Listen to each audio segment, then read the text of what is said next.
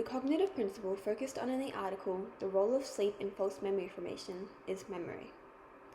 This article examines to what degree does a night's sleep consolidate both real and false memories, in comparison to a waking day of equal time.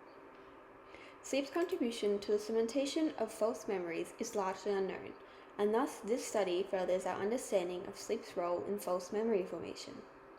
Previous research does indicate that sleep plays an important part in memory consolidation, but these studies only focus on the consolidation of authentic memories, largely ignoring the consolidation of false memories.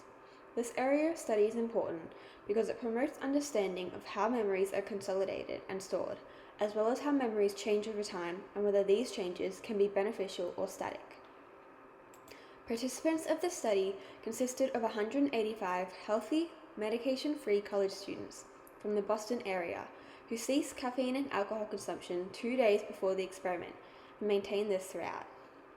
Researchers tested the influence of sleep on false memory recall using a listing task, the DZ-Roger-McDermott DRM paradigm, where participants are presented with a list of related words, for example, door, glass, pane, shade, and ledge, and, after a delay, are asked to recall these words. Participants have a high probability of also recalling a critical word, a specific word related to the words listed but never presented, in this case, window. This test was employed on 4 levels, a 9 a.m. to 9 p.m. level, which measured false recall as affected by time during waking hours, and a 9 p.m. to 9 a.m. level, which measured false recall as affected by a minimum of 6 hours of sleep. There were also 2 control groups, a 9 a.m. group, which recalled their list of words after a 20-minute delay, and a 9 p.m. group, which also recalled the list after 20 minutes. These control groups acted as a baseline measure for recall after a short delay.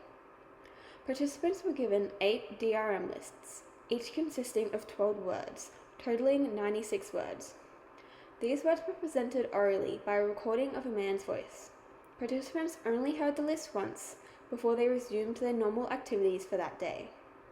After 12 hours, they returned and were asked to write as many words as they could recall in a 10-minute period. To account for the effects of circadian factors, a second experiment was conducted, where participants took the DRM test before and after a period of 1:15 p.m. to 6:30 p.m., during which the participants either napped or stayed awake. These recalled words were measured in 3 categories: studied words as heard in the first session, critical words that were not heard in the first session but were related to words on the list and outlined by researchers before the experiment, and intrusions, words that did not appear on the list and were critical words.